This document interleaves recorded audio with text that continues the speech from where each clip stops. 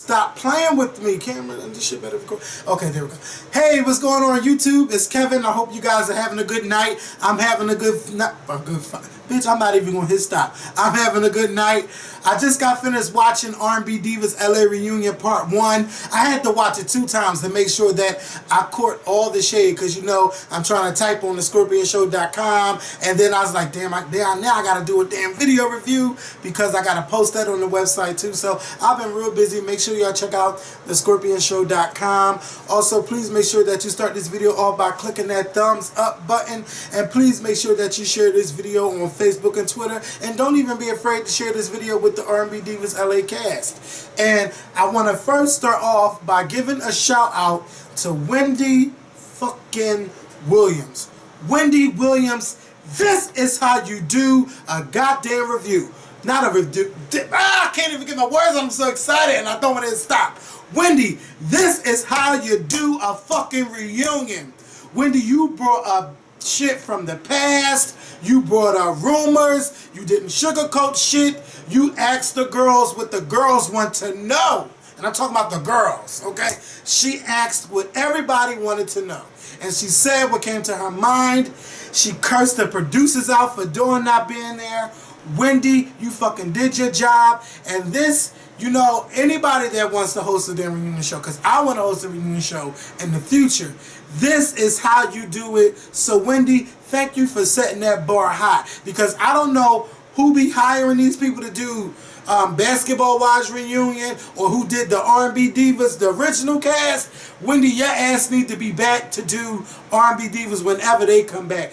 I just want Wendy to just be the official reunion show host, because she do her motherfucking job. And Wendy, you were fabulous. Now that I gave Wendy her props, let's get into the R&B Divas LA review.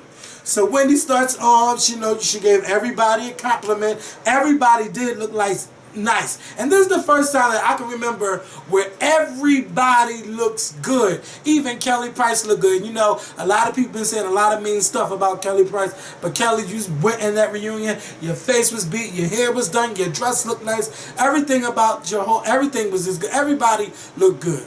So then Wendy brought up the fact that Dawn Robinson was missing. Everybody called Dawn a damn coward. Oh, she's a pussy. You know, they didn't say that, but she was. I mean, what was the reason for you not showing up to this reunion? I don't care which you. First of all, it's not like you were booked, because I don't see your name plastered everywhere. She wasn't doing anything with En Vogue. She wasn't doing anything with Lucy Pearl. If anything, she probably had to go to the doctor to find out if she could have a baby or not. And that's no shade, but that's the only thing that I can think of, because that's the only thing she had going in her life watching this damn show. So Dawn Robinson's not there. I gotta look at my damn notes to make sure I don't miss a damn thing. You know, so then after she read the fuck out of the producers for not having Dawn on the show, Wendy went straight into Claudette Ortiz, asking her how the fuck she ended up fucking both members of City High. And you know, I was like, well, damn, Wendy, like no, really, damn. Wendy just went in there straight in. She dove straight the fuck in, like she didn't even warm Claudette up. She just went straight in. And Claudette was even like, oh, well, shit, let me get my fucking story together. You know what, let me just make it for the record. What's his name? Robbie was an alcoholic, blah, blah, blah, blah, blah. And we was together before we even was a group. That's all she had to say. She didn't have to say XYZ. Just say that, first of all, I didn't fuck both members of the group. Like, it wasn't even like that. You know, we did it before we even became a group, and it just happens that we were in the group and I happened to be fucking another member of the group. That's all. You know, there's no shade behind it. You had 2 children. Y'all were married for a long time, blah, blah, blah, blah, blah. But Wendy just went in. I mean, dove right in. And then Wendy, you know, moved on over to Michel'le, talking about, well, speaking of fucking producers, you know, you fucked Dr. Dre, and then you fucked Suge Knight, and then Michel'le went on this long ass ramble about how she ended up with Dr. Dre, was with him for so long, then how she got with Suge Knight, but then she was married, but then she really wasn't married because she didn't know she could be married in the fall. Like, they cut the shit out of Michel'le. They was like, bitch, let's just come back, let's go to commercial. They come back from commercial. Michel'le is still talking about how she ended up leaving Dr. Dre and how he married the other girl and how she knew he was messing around. Oh my God, it was just too fucking much. It was just too much for me. My head was starting to hurt, you know. So then Wendy Williams brought up the fact that Kelly Price always wear sunglasses in her segments. Now that's something that I never even noticed. Like, I was like, but damn, then it showed the clips. I said, but damn, Kelly Price do always wear sunglasses. And then Kelly came up with this bullshit ass excuse that I wear sunglasses because my eyes is bad and I got prescription in my sunglasses and blah, blah, blah, blah, blah. Let me tell you something. I don't like talking to people that wear sunglasses because I can't see your eyes. And I believe that your eyes are the windows to your soul. When you wear dark glasses to cover that, you're hiding your soul and you're hiding something. So if you ever have a conversation with me, please do not wear dark sunglasses because I'm going to be over. Now unless I know you. Especially when sometimes you meet people and they want to hold a conversation and they got these glasses on. You don't know what the hell they might be looking at or what they thinking. Your eyes tell it all, which led Wendy to talk to Claudette. Remember how my friend and I, Dennis, we were talking about how Claudette always looks so sad. You know, Wendy, and I'm not going to go in on her about why she always looks sad, but, you know, Claudette always looks sad and everything. And, you know, she said she had a lot of issues going on. But even in her confessionals, like, you know, you have a beautiful girl and she's so beautiful, but she has all of these issues. And that what makes her sad. And I shouldn't be judging just because you're beautiful. Oh, you should be happy. But it's like she should be having a man that wants to spoil her and just take care of her and everything. And let me tell you something. Any man that don't want to take care of his children, as far as like, you know, especially when your children are living out of a car, his ass ain't shit. You ain't fucking shit. That's the fucking mother of your children. And she's going around in a car from house to house to house to house, and probably still just living in the car, going from street to street, from street to street. And you can't even put clothes on your children's back and food in their fucking stomach because you might be struggling too. Fuck that. Y'all know too many people in this industry. And Claudette, you know what? I'm not even going to blame you, but your ass could be singing backup for somebody else too. I know your pride ain't that fucking high when you got these children that's hungry and, you know, you living out of a goddamn car. You could be singing backup on somebody's album. Oh, it's a place for your voice some fucking where. If you couldn't be the one behind the microphone. You know, that whole segment made me mad. Then, you know, not Kelly Price right now. Wendy Williams kept bringing up the fact that, yeah, these motherfuckers ain't even paying y'all child support. How much are y'all all owed? The only people I guess that don't need child support is Kelly Price and Wendy Williams because they, you know, they both married or whatever. But everybody else is owed child support. But to me, what does that even matter? You know, these women have beautiful voices and they don't need a man to pay child support. If anything, they should be wanting the father of their children to be in their lives because the mother is valuable and also the father is valuable too. Money don't mean a damn thing because when I was a kid, I didn't give a fuck about child support. You know, that's some of the stuff that we don't, as kids, you don't think about that. You know, you don't even think about, well, how is my mom paying the bills? You just think that it's just done. All you want is a father in your life, and why isn't my father there? You know, that's the things that children think about because I've been there. Child support was the last of my worries. I wasn't worrying about that. They should be worrying about how can they make sure that the father of their children are still in their lives, you know. But Wendy had to be messy, but I just loved how she was messy, but she kept the truth in there too. And that's the stinging part because the shade sometimes be the truth. And nobody wants that cloud of shade of truth over them. But it be the truth. It be the truth. So I'm glad that Wendy didn't, you know, sugarcoat shit. And, you know, Wendy brought up the fact that the girls, you know, that Kelly Price didn't come to the event. The brothers in the hood. What the fuck was it? Kevin, look at the notes. Kevin, look at the notes. Find it. I can't find it. Oh, something in the hood. Broadway in the hood. The girls really wasn't bothered. The girls wasn't bothered. Kelly Price went through her phone, checking for the receipts and everything. Because at first I'm like, well, why the fuck is Kelly going through this phone like she Michel'le on the Scorpion show? Because you know sometimes Michel'le like to play through his phone, which y'all will see in the next video that's coming. You know, but she was like, oh, I'm looking for the receipts. But it didn't matter because nobody was bothered by it. Nobody even cared about it. So then after shading the shit out these girls, Wendy moves on to Shantae Moore, and I'm like, finally, you know, somebody put the spotlight on Shantae Moore. So they start talking about Shantae Moore's relationship with Kadeem Hardison, who is the father of her first child. And I just love how Shantae Moore was saying how we gotta keep a healthy relationship. First of all, Shantae, you don't have to be friends, but it is good to maintain a healthy relationship with the father of your children, you know, of your child. And it's good to do it for the kids because, you know, you're able to keep the communication going. You still are cool. You don't have no reason to hate each other, or your child don't have to hear why you can't stand him. And, you know, sometimes women just be so petty with that shit. Or you can't see your child because you don't do this and you don't do that. I'm just glad that Shantae Moore was an example for how women should be when it comes to dealing with an ex-husband or an ex-boyfriend or whatever. So then they start talking about Kenny Lattimore. Wendy Williams released this bombshell. Oh, what I heard, because the streets is talking, Kenny Lattimore is gay, and that's why y'all broke up. And I'm like, well, bitch, where the fuck that come from? Because I didn't even hear about that. First of all, I didn't even know that Shantae Moore and Kenny Lattimore was divorced before this show was even, you know, came on. I didn't even know because they were just so under the fucking radar. All I knew was Kenny Lattimore and Shantae Moore was in love with each other. I think they was going on tour together. They did albums together and shit.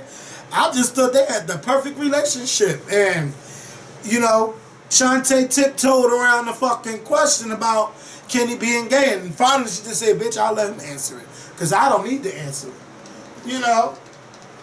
So, then Wendy brought up this East Coast, West Coast bullshit with Michel'le asking her about her relationship with Faith Evans because she was with Biggie and she was with Suge Knight. The women don't have shit to do with anything. But Wendy, that's just you being messy, and I'm not mad. Because you went back to the Wendy of the radio. You went to that kind of Wendy, being real messy. And to be honest with you though, Wendy, it's 2013. Ain't nobody even got time to be worrying about the East Coast drama and the West Coast drama, because a bitch like me is trying to see the world. I don't give a fuck. I don't give a damn about, oh, the West Coast don't like the East Coast and the East Coast don't like the West Coast. That's some bullshit that the rappers went through. That shit is dead, it's buried, and it don't need to be brought back up. Don't even need to be brought back up. So shout out to Michel'le for just saying, bitch, it is what it is.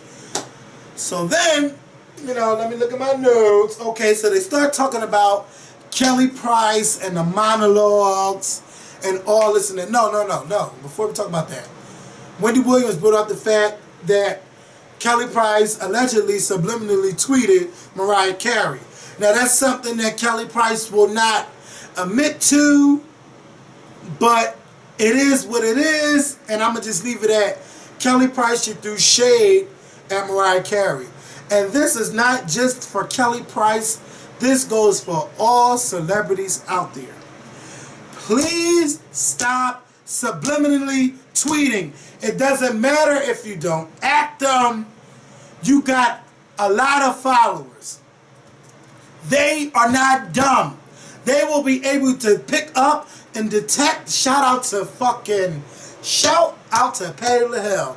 Because they are able to detect the shade that you throw and then at the person that you're throwing the shade at. So please, if you can't at them, don't fucking tweet it. Don't tweet it, because Kelly Price is looking like a fool trying to explain how she didn't at who she tweeted, but somebody brought up who she really was talking about. Bitch, you was talking about Mariah Carey. Who else used to sing in the past and voice don't sound as good as it used to now? Well, it could be Whitney. She wasn't talking about Celine Dion. She wasn't talking about Tony. She was talking about Whitney fucking Houston, and she damn sure wasn't talking about Janet, because Janet been the same through the end of time.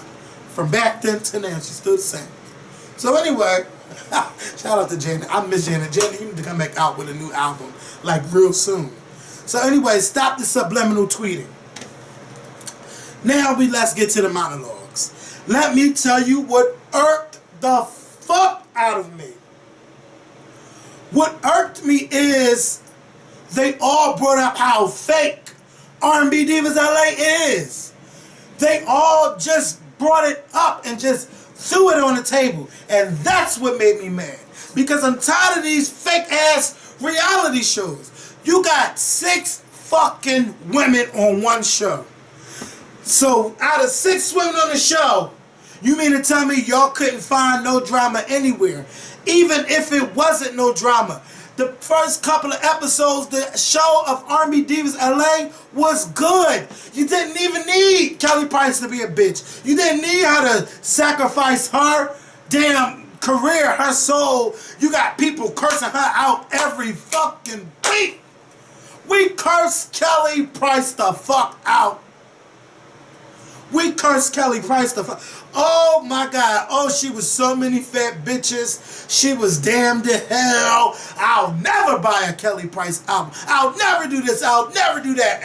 And blah, blah, blah, blah, blah. Oh, Kelly, shut the fuck up. People always want to blame the producers. And everybody put it the fuck out there about what was going on.